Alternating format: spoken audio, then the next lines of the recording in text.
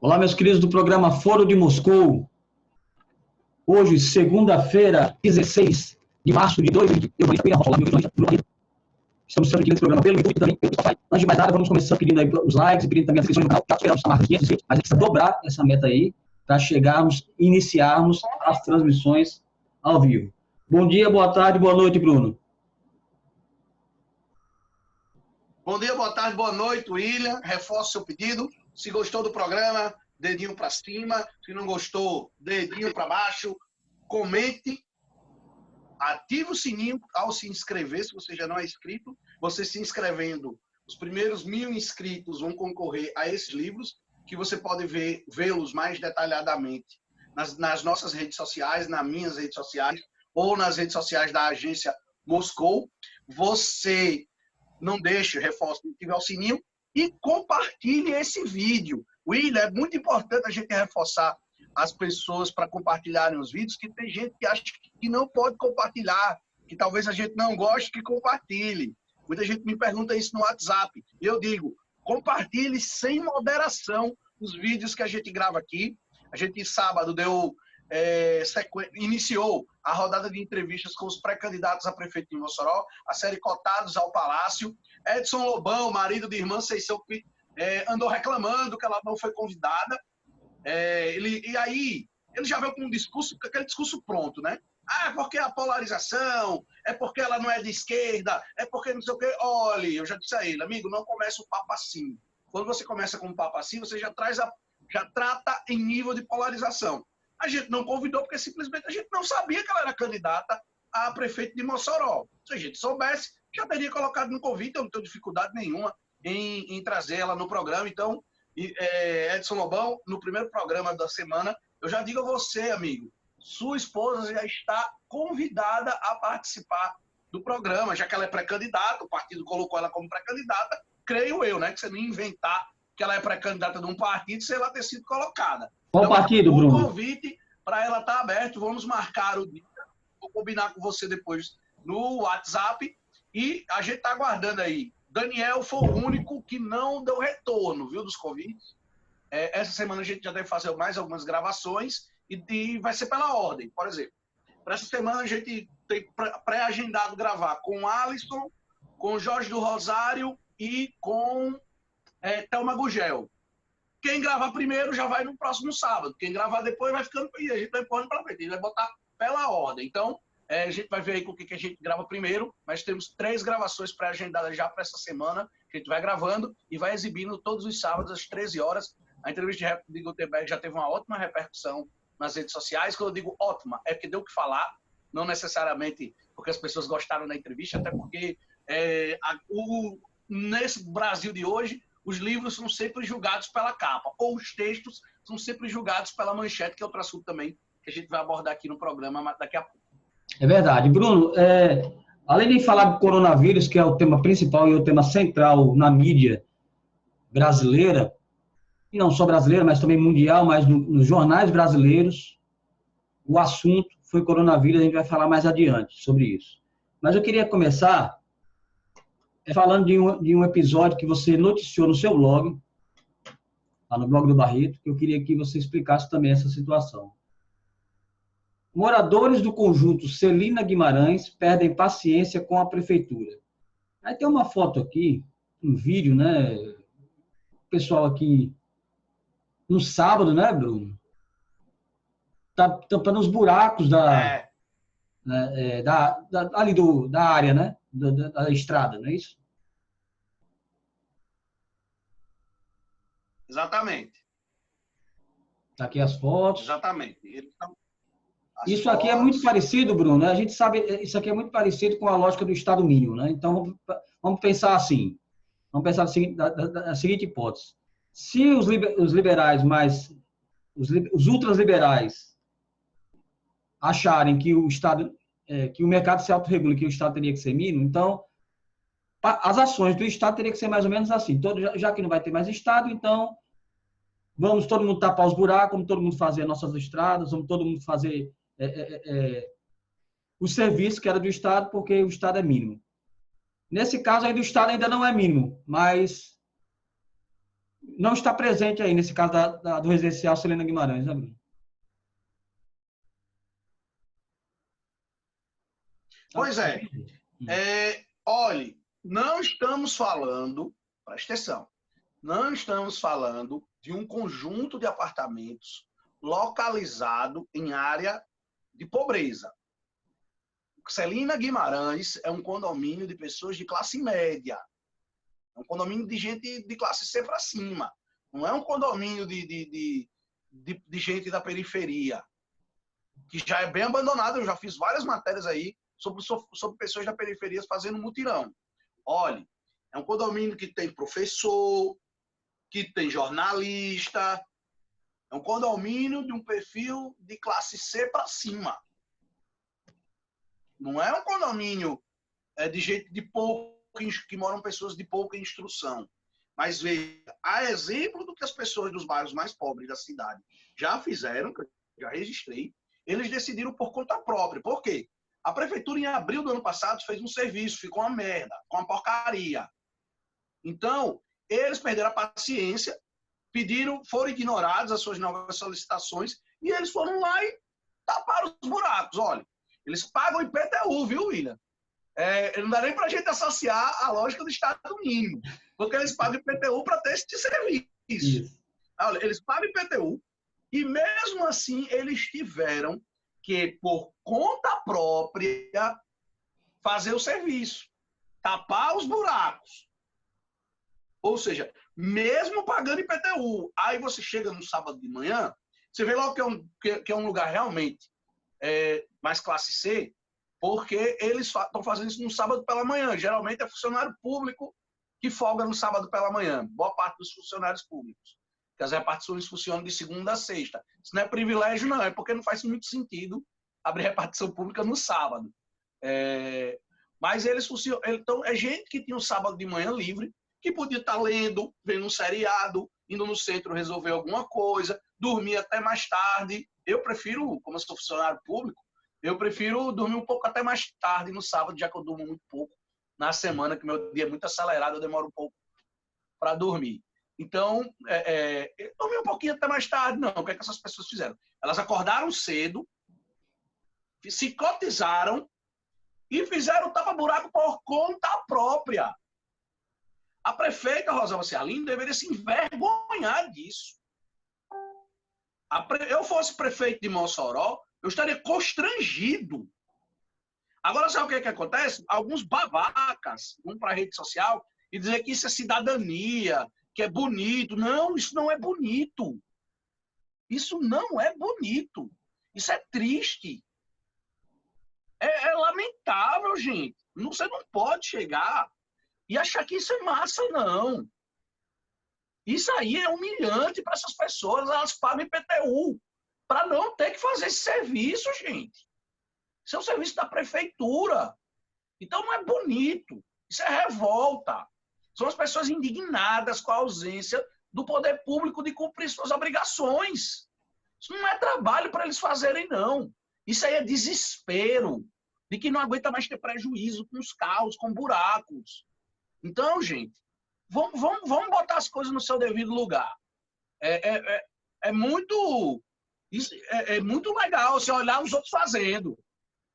É igual um cidadão outro dia no Twitter, que inclusive já foi vereador, aplaudindo um cidadão que estava com uma perna cortada, que não tem uma perna e um braço, trabalhando de pedreiro na chuva, ele dizendo que aquilo era um exemplo. Não, aquilo ali é revoltante. Aquilo ali é uma pessoa, muito provavelmente, que não conseguiu tirar uma aposentadoria, que não conseguiu tirar um benefício do INSS, que não está segurada, que está no desespero, tem que trabalhar naquelas condições.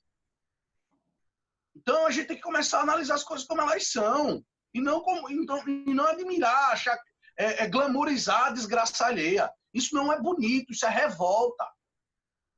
Isso é indignação das pessoas. Isso aí realmente a paciência se esgotando, né, Bruno? Dizer que isso é bonito, William, o povo abrir mão do seu descanso para tapar buraco, que era para a prefeitura tapar, dizer que isso é bonito é facilitar a vida do poder público. É fazer o jogo do poder público. É dar vazão para um discurso cínico. Não, não é bonito. Isso é fruto da revolta das pessoas. As pessoas estão indignadas, elas não aguentam mais ter prejuízos com suspensão de carro, com o pneu que elas perdem, o perigo que tem de noite. As Isso não chuvas, é né? bonito, não, gente. E com as chuvas agora.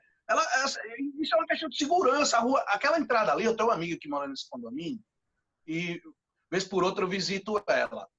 É perigosíssimo entrar ali à noite. É perigosíssimo. Então, gente, vamos colocar as coisas nos seus devidos lugares. Não é bonito. Não é cidadania. É revolta. As pessoas não aguentam mais se prejudicar pela ausência do poder público. Dizer que isso é bonito e é cidadania é dar margem para um discurso cínico da prefeita. O Bruno, mudando um pouco de assunto aí, você viu a estreia da CNN Brasil? Vi sim, William. A plástica é a mesma da CNN americana, da CNN em espanhol. A plástica é a mesma, mas eu acho que o conteúdo será um pouco diferente. Até pelos perfis dos profissionais contratados, boa parte deles profissionais de perfil muito conservador. Então, eu não creio que vai ser uma emissora progressista como é a CNN americana. Vai ter um viés mais conservador. Na verdade, saiu um artigo... De plano. Eu ia dizer o seguinte, Bruno, que foi publicado um artigo na agência pública falando sobre a CNN Brasil. Né? E isso aí foi um pedido também de um dos nossos internautas que acompanham o Foro de Moscou, querendo saber alguns detalhes sobre a CNN Brasil. A CNN Brasil não é uma, digamos, uma filial da CNN americana. A CNN Brasil utiliza apenas a marca CNN e toda a estrutura do nome, a credibilidade que tem e a parte tipo uma franquia. É como se fosse uma franquia, mas a administração é toda brasileira, os investimentos é todo brasileiro e de dois empresários. Um é o Menin, que é o dono da construtora MRV, bolsonarista, apoiou o Bolsonaro, e o outro é o Douglas Tavolaro, que foi vice-presidente de jornalismo da Record. Ele também é sobrinho de Edir Macedo. E ele saiu da Record recentemente para essa empreitada da CNN porque ele queria, digamos, empreender. Mas, na verdade, ele também indicou o sucessor dele lá. Ele não foi demitido da Record, foi um acordo lá que ele quis fazer para sair. E fala-se que o Douglas Tavolaro é um testa de ferro do Edir Macedo, e que, na verdade, a CNN Brasil é um desdobramento da Record, da Igreja Universal, que financia Porque tem a Record News, né? A Record News é aberta, inclusive, mas é uma emissora de muito baixa qualidade, a Record News. Se você comparar com a Band News e com a Globo News, a qualidade é muito abaixo. Já existe uma conversa de que a Record News vai fechar. Então, a CNN tende a ser esse carro-chefe, digamos, jornalístico, mais político do que uma empresa que busca lucros. Então, nesse artigo da Pública, fala que estima-se que a CNN Brasil vai ter um prejuízo de 300 milhões de reais nos próximos 2 anos, porque a estrutura não se paga.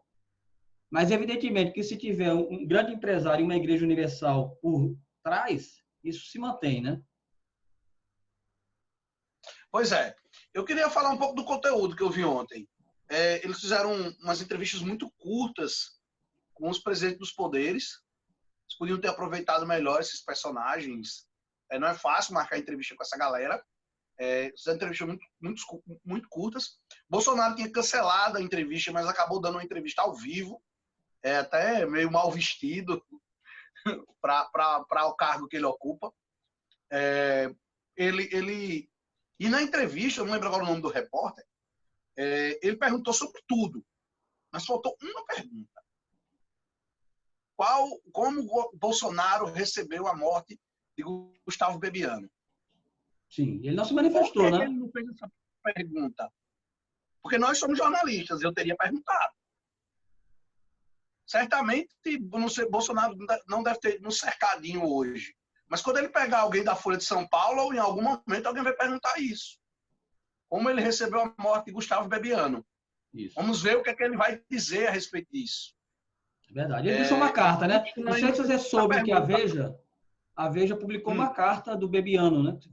Que essa carta estava sendo guardada por 3 pessoas e a Veja publicou agora uma carta dizendo que ele tinha um amor hétero por Bolsonaro.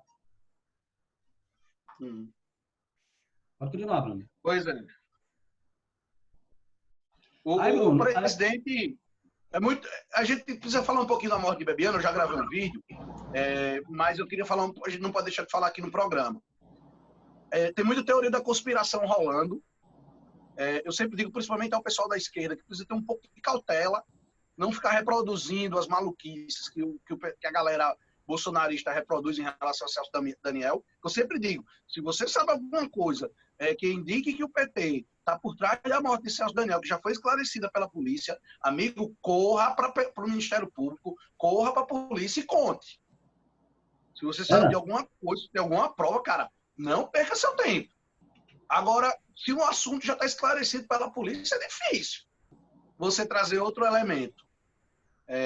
Você tem que ter prova, tem que ter algum elemento.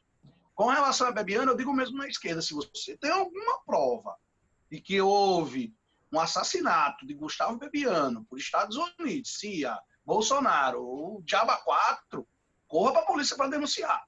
Porque o que me parece é que ele morreu de causas naturais. Está muito claro isso. Então, gente, eu entendo que a galera precisa pegar um pouco mais leve com as teorias da conspiração. Embora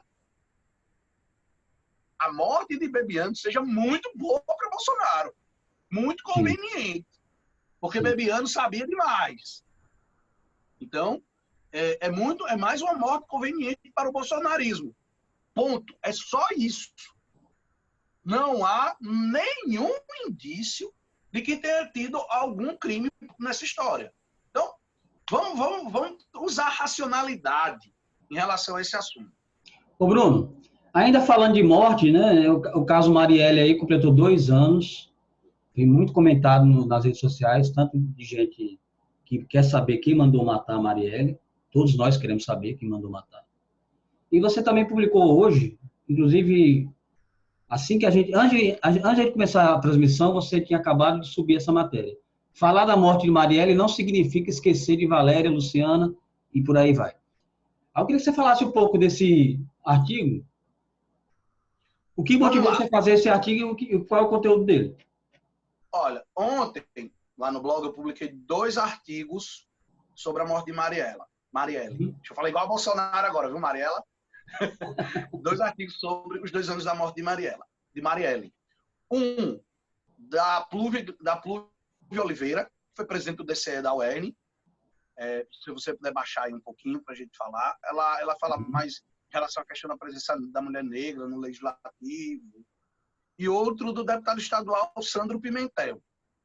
São 2 artigos. E assim, eu contei por baixo, ontem e hoje pela manhã, mais de 20 comentários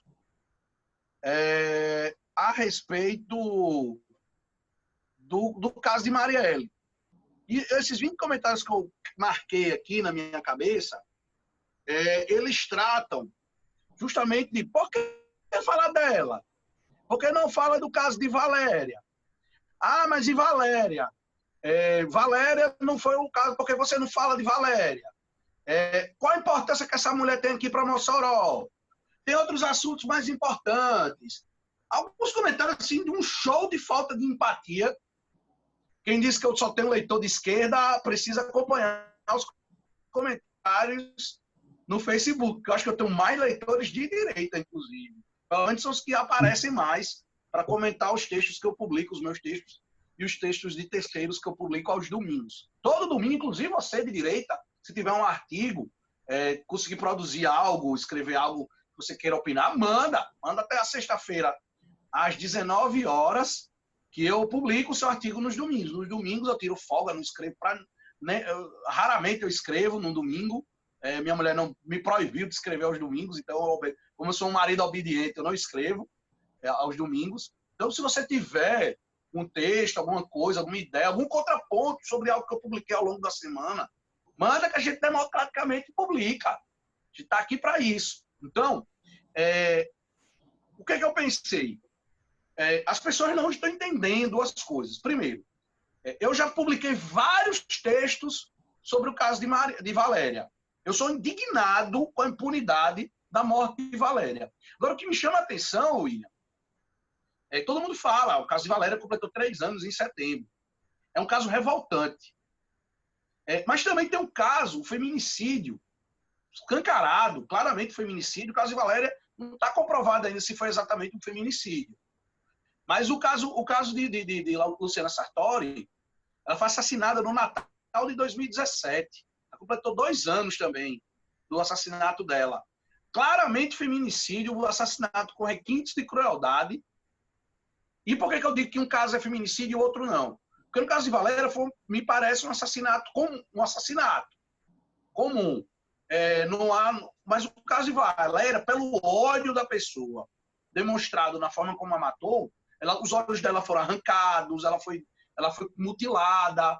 Então, assim, era uma coisa de quem estava com muito ódio. Então, nesse caso aí, indica fortemente característica de feminicídio. Não que o de Valéria não seja, mas não há ainda certeza, não há um indício. Os 2 casos estão impunes. Mas o curioso é que ninguém fala no caso de Luciana Sartori, essas mesmas pessoas, que talvez porque o caso de Luciana Sartori indique claramente que é feminicídio. E geralmente essas cobranças, essas reações que eu vejo nas redes sociais é por parte de homens bolsonaristas.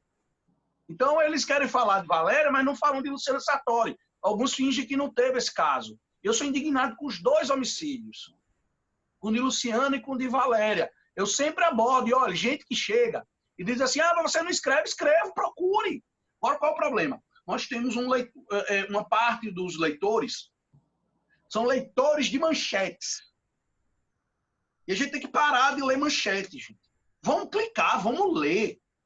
Eu acho que você não escreve sobre isso. Vai lá no busca, no mecanismo de busca do blog e olha se realmente não escreveu sobre isso para depois falar. Não, as pessoas chegam lá e jogam qualquer coisa apenas para lacrar. Ninguém está se importando com a família de Valéria, com a dor da família dela. Ninguém está se importando com a dor de Luciana Sartori, até porque também da família de Luciana Sartori, até porque ninguém fala no assunto, né? Um assunto bem esquecido, que ninguém parece se importar. Acho que eu sou o único jornalista da cidade que de vez em quando resgata a história. Ninguém está se importando com isso. Sabe o que eles estão se importando? Em lacrar nas redes sociais para que não se fale do caso de Marielle. Então, eu fiz um editorial, escrevi um editorial do blog, explicando isso, que as pessoas precisam entender qual é a simbologia de cada crime desses. O caso de Valéria ainda não se sabe se foi feminicídio. O caso de Luciana Sartori está muito claro que foi sobre feminicídio. O caso da morte de Marielle Franco tem fortes características de crime político. Então, cada assunto é diferente. Cada assunto tem um tipo de repercussão. E a motivação... Ninguém consegue raciocinar direito. E a motivação, no caso Marielle, como você colocou, Bruno, é político a ponto dos homens bolsonaristas comentar sobre isso. Eles comentam porque eles sabem que foi uma morte política, uma morte encomendada. Há fortes relações também do bolsonarismo nessa história. Todas as conexões estão caminhando para isso. E, evidentemente, que a revolta do caso Marielle por parte desse pessoal bolsonarista não é porque eles querem que se faça justiça com as outras mulheres. Não, não é isso. É porque o caso Marielle realmente é um fator político que incomoda todos os dias o clã Bolsonaro e também os bolsonaristas de modo geral. Ô, Bruno... Pois os bolsonaristas compram a briga do presidente. Exatamente. Na verdade, é um moralismo sem moral de quem quer simplesmente, como se falou, lacrar nas redes sociais, mas não tem um mínimo de empatia, nem para o caso Marielle, nem pelos demais casos que você colocou no seu artigo. É pura encenação, puro jogo de cena, simplesmente para tentar passar o pano nas questões que envolvem o clã Bolsonaro, que está preocupado com isso. E todo mundo sabe disso, todo mundo sabe como as investigações estão caminhando. Né? William, tem outro assunto do final de semana que é importante a gente comentar, Sim. Que foi a fake news grosseira que o blog Território Livre publicou na Tribuna do Norte. Sobre Primeiro, a quero privatização deixar da bem UERN. claro aqui que eu respeito muito o trabalho de Laurita Arruda, do pai dela, Cassiano Arruda. Eu respeito muito o trabalho deles. Eu acho que houve um equívoco aí no seguinte ponto. O blog Território Livre é um blog jornalístico, um blog que eu respeito, certo? Quando você vai tratar... Eles alegam, para quem não entendeu ainda, eles publicaram um decreto fake do governo, que inclusive fala em privatização da UERN, uma série de maluquices que estava circulando nas redes sociais. Eles publicaram às 5 da manhã na Tribuna do Norte e deixaram. Durante 8 horas houve uma confusão. De domingo eu acordo mais tarde, eu acordei mais ou menos meio-dia ontem, e quando eu acordei que eu peguei o celular, já estava um monte de gente já compartilhando, o pau estava truando para cima da tribuna. Quem publicou foi Domício Arruda, que é tio de Laurita, ele participa lá da confecção do blog. Domício, para quem não sabe, ele foi secretário estadual de saúde no governo de Rosalba, e ele deu uma entrevista em 2012 a Michele Rincon, no início de 2012. Ele se propôs, no Bom Dia Brasil, a dar uma aula de jornalismo a Michele Rincon. Michele Rincon, por 10 anos, ela foi repórter de rede da Globo. Ela não era só da InterTV, ela era da InterTV e da Globo. Qualquer matéria nacional sobre o Rio Grande do Norte seria feita por Michele Rincon, como hoje é feita por Emily Vigílio ou Lídia Patti. E aí, meu amigo, o mundo caiu, porque pegou super mal. Michele Rincon é uma profissional que quase todo mundo no estado admira, pegou super mal para ele. E a aula de jornalismo de Michele Rincon foi dada 2 meses depois. 1º de maio, crise no Valfredo Gugel. Michele Rincon, repórter de rede, vai fazer matéria para o Jornal Nacional, nota retorno. O secretário Domício Arruda foi procurado e disse que não daria entrevista porque era feriado. No outro dia, Domício Arruda estava demitido do cargo de secretário estadual de saúde de Rosalba. Olha, Domício que publicou isso aí. Ele que um dia quis dar aula de jornalismo para Michele Rincon, sim, publicou esse decreto fake. O pessoal do Território Livre, às 13h05, ou seja, 8 horas após a postagem, alegou que era uma brincadeira, era uma tentativa de fazer humor e ironia. Eles atualizaram às 13h25 e diz: o texto abaixo contém ironia e humor. O conteúdo é exclusivamente responsabilidade do Território Livre. Ponto.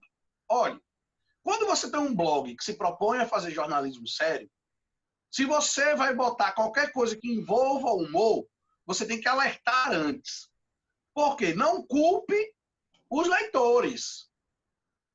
Se o cara leu e entendeu aquilo como coisa séria, é porque o perfil do seu blog é o símbolo que existe em torno da sua página. Então, se a pessoa leu e achou que era sério, oi?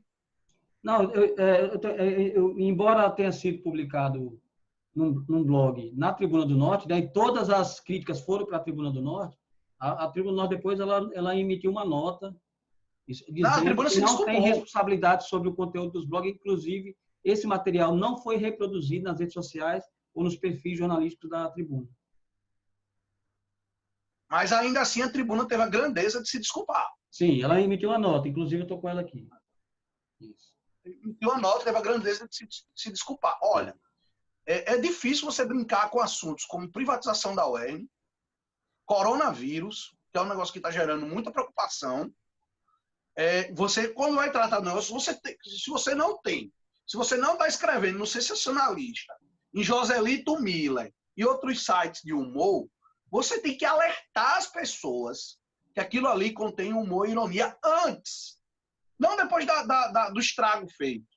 Tem que ter sido feito antes, para as pessoas saberem. Olha, eu estou lendo um negócio de humor, uma ironia. Porque as pessoas, quando vão ler ali, elas levam o ipsis literis. Elas levam o pé da letra. E olha que nem todo mundo lê, viu? Tem gente que fica só na manchete. A maioria, aliás, fica só na manchete. Então, gente, eu não quero condenar aqui o trabalho de ninguém.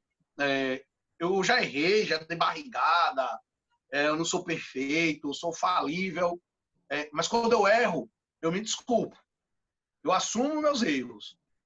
A tribuna está de parabéns. A tribuna fez o que tem que fazer. Emitiu a nota, pediu desculpas aos seus leitores. E não dá para brincar com essa história de coronavírus. E a tribuna fez o que deveria fazer. Pedir desculpas, não adianta culpar o leitor se ele não entendeu que é ironia, porque eu entendi que era ironia. Antes da atualização, deles botarem aqui. Quando eu li, eu disse, isso aqui é ironia pura, é ironia fina. Agora, nem todo mundo consegue entender que aquilo ali é uma ironia. Então, você tem que avisar para as pessoas que aquilo ali é uma ironia, que aquilo ali é um humor, que é uma brincadeira. Agora, é difícil quando você faz jornalismo sério, você botar humor no meio. Você tem que ser muito bem calculado. Eu estou passivo a também cometer um erro desses lá na frente. Mas as pessoas têm que entender que aquilo ali é humor. Quando você bota no blog, é diferente. É muito diferente para quando você bota nas redes sociais. E ainda assim, nesse caso, eu faria um alerta de humor. Que era humor e que era ironia. Enfim. Aproveitando aí... Era sobre isso que eu queria também falar, que eu acho que é um assunto que foi bem pertinente no final de semana. Não, exatamente. Esse assunto realmente foi bastante comentado, como está sendo muito comentado, e como a situação está se agravando. E foi o tema principal da mídia. Hoje e também no fim de semana, que é o coronavírus. Eu estou compartilhando aqui um material no site do Mossoró hoje, dizendo: governo edita decreto de prevenção ao novo coronavírus. O decreto resguarda também portador de doenças respiratórias crônicas devidamente comprovadas por atestado mediante gestantes, servidores que tenham filhos com idade inferior a 1 ano ou maior de 60 anos. Para esse público, se atualizar o exercício da atividade fora do seu local de trabalho em suas residências. Na UERN também houve mudanças. A UERN suspende aulas presenciais e orienta o uso de sistemas online para encerramento do semestre, diz o portal do Oeste, Magno Alves.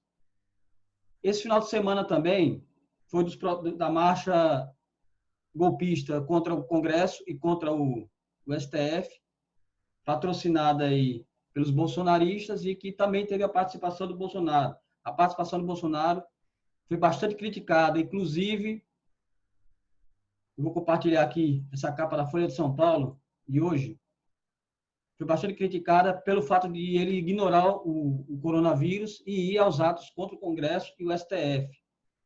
Inclusive, já há um movimento, Bruno, no Congresso de isolamento do Bolsonaro, porque ele não só foi para o protesto, um protesto que não era protesto em prol do governo dele, era um protesto contra o Congresso e o STF, inclusive com faixas pedindo fechamento, pedindo para que o próprio Bolsonaro, agisse contra o Congresso, fechasse o Congresso, como se ele tivesse esse poder. E ele deu uma entrevista, Bruno, na Band, dizendo assim, que não pode o chefe do Poder Executivo viver ameaçado o tempo todo. A manchete da Folha de São Paulo Bolsonaro disse que não pode ser ameaçado e seria um golpe isolar o presidente. Aí tem, logo abaixo na matéria, tem a foto de Bolsonaro nas manifestações, ignorando o coronavírus. Ele ainda não recebeu o resultado, a segunda, né, a contraprova dos exames que ele fez, não recebeu ainda, mas mesmo assim ele foi. E aqui embaixo, Bruno, essa foto aqui que chama bem a atenção e explica mais ou menos qual foi o mote dos protestos. Esse bolsonarista aqui segurando um cartaz: basta, fecha tudo, presidente. Houve protesto aqui em Mossoró, né, pequeno, todos ficaram debaixo de um pé de árvore, como dizia meus colegas antigamente, debaixo de uma árvore lá, um pé de pau, um pé de planta, ali na praça do teatro, também ignoraram o coronavírus e foram. Bruno, essa ação do presidente também diz muita coisa, não só com relação ao coronavírus, mas também com relação a essa relação com o Congresso, que realmente está muito pesada, né? A relação está ruim porque Bolsonaro torna ela ruim. Não há nenhum tipo de institucionalidade, que há uma guerra. O presidente vai, convoca, incentiva esse protesto a favor do governo, protesto com viés claramente golpista. Fechar o Congresso é golpe, fechar a STF é golpe. Um protesto com viés claramente golpista, claramente autoritário, um protesto feito pela base raiz do bolsonarismo. Ali é o bolsonarismo raiz mesmo. Isso. É aqueles 10, 12% e vai estar com o presidente, custa o que custar. Não é... Então, assim, tá muito... o protesto, para mim, foi fracasso. Bolsonaro Day foi um fracasso, agora o Corona Fest foi um sucesso. Porque o vírus transmite muito rápido. Então, o Bolsonaro, ele acabou desautorizando um dos melhores, talvez, junto com o Tarcísio Freitas, o melhor ministro que ele tem, que é o Mandetta. Isso. É um dos poucos ministros que se salva nesse governo, junto com o Tarcísio Freitas, é o Mandetta. Então, ele desautorizou talvez o melhor dos seus ministros, o mais preparado para a função, que é o Mandetta. E Mandetta vem dando show nessa história do coronavírus, uma série de atitudes decentes, corretas, de preocupação com a saúde pública. Aí Bolsonaro vai lá e desfaz tudo que o ministro fez. E ainda diz então, é um desastre. E ainda é um desastre como presidente. Viu, Bruno? E ainda faz uma declaração, além disso que você colocou aí, de não seguir as recomendações do ministro Mandetta. Bolsonaro, após 6.513 mortes, Bolsonaro diz que crise do coronavírus não é isso tudo que diz. Isso aqui não é uma matéria requentada daquele outro episódio, não. Isso aqui foi dito agora. Isso é na Folha de São Paulo de hoje, inclusive.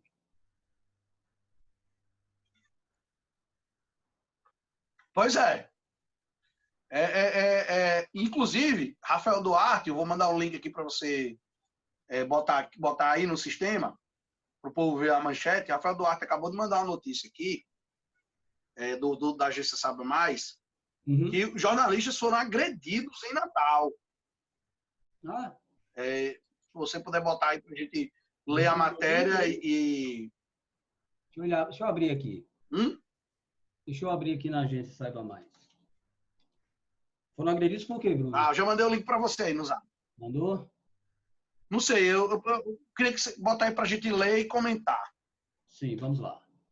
Aqui, jornalistas da Tribuna do Norte e TV Tropical foram agredidos por manifestantes pró-Bolsonaro durante o protesto de pouco mais de 500 pessoas em Natal. Os repórteres Uno Silva, da Tribuna, e Ranilson Oliveira, da TV Tropical, tentaram registrar a agressão de bolsonaristas a um motorista no local, quando passaram a ser alvo de alguns manifestantes. Os dois foram xingados e empurrados. Durante o protesto, manifestantes pediram o fechamento do Supremo Tribunal Federal, do Congresso, criticaram políticos como Rodrigo Maia e Davi Alcolumbre e defenderam o presidente da República, Jair Bolsonaro. O Sindicato de Jornalistas emitiu uma nota de repúdio, está aqui a nota do Sindjorne, se você puder botar aí. Tá aí. Aqui é a matéria. Olha, seja de esquerda ou de direita, todas as pessoas com perfil autoritário geralmente tendem a agredir jornalistas em redes sociais e em eventos públicos. Eu confesso, William, que eu tenho evitado certos eventos há algum tempo já, por sofrer agressões. Eu passei a ter mais cuidado onde eu ando desde 2012, quando militantes de Cláudia Regina me agrediram com palavras, até da saída da TCM até a entrada do carro. Teve gente que foi me gritando no meu ouvido até a hora que eu entrei no carro. Então, assim, eu tive um pouco de medo, era muita gente vindo para cima de mim. Então, desde então, eu tenho tomado algumas precauções, evitado cobrir certos eventos pessoal, com a minha pessoa presente. Eu tenho tido esses cuidados para me preservar fisicamente. Eu não vou dizer a vocês que eu nunca sofri ameaça, porque realmente eu nunca sofri. Mas já teve essas situações que eu sei que podem ocorrer em certos eventos, algumas provocações. Eu também me conheço, sei do meu temperamento, então eu prefiro evitar certos ambientes para não ter confusão. Não iria cobrir a agenda de Bolsonaro, embora até tenha tentado me credenciar, estava na dúvida se ia ou não, dependia também de troca de horário lá na UERN.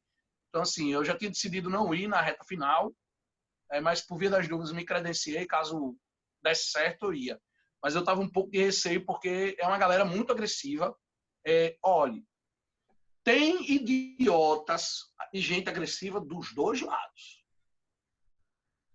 Mas o bolsonarismo é insuperável. nesse aspecto, eles têm muito mais gente agressiva, muito mais gente disposta a bater em jornalista. Então, eu fico com muito receio. Eu costumo tomar esses cuidados. E lamento aí para o que aconteceu com os colegas. Isso já aconteceu também contra jornalistas da Globo em manifestações de esquerda. Não posso chegar aqui e passar pano. Teve sim. E é uma característica, os radicais de lado a lado, eles se cruzam na imbecilidade, na violência. Isso aí. Então vamos encerrar por hoje, Bruno. Vamos ficando por aqui. Um programa bem movimentado, muitos assuntos. E agradecer. Se você gostou do programa, dedinho para cima. Se não gostou, dedinho para baixo. Comente, curta, compartilhe e não deixe de ativar o sininho e se inscrever no canal da Agência Moscou. Já temos 524 inscritos, já atingimos aí 50% da média. Vamos ver aí se a gente encerra essa semana ultrapassando a marca de 600 inscritos. Conto com vocês para que a gente possa fazer esse programa vir e fazer história no jornalismo local. É isso mesmo. Vamos apoiar o jornalismo pela democracia. O Bruno deu o recado. Se inscreva no canal, que vocês também vão concorrer a livros, 5 livros, que está lá no nosso canal no Instagram, @Agência Moscou. Então, até amanhã. Está mostrando os livros aí, os 5 livros. E a gente fica por aqui. Amanhã voltamos com mais matérias, mais discussões sobre os meios de comunicação e sobre a política. Até amanhã. Valeu!